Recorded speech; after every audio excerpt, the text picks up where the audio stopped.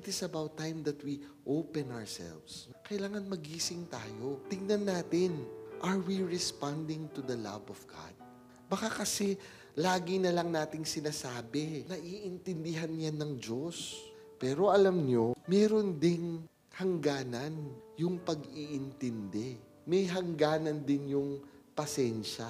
May hangganan din yung pagpapatawad. May hangganan din yung pagmamahal. At sana, alam natin na huwag nating sagarin hanggang sa dulo yung pagmamahal sa atin ng Diyos. Kaya nga po, that is a wake-up call.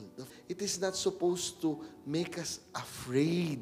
It is actually telling us to awaken ourselves. Buksan na natin ang ating mga mata. Kung tayo man po ang nagsasabi lagi na naiintindihan na ng Diyos, baka naman sinasagad na natin ang kanyang pagmamahal.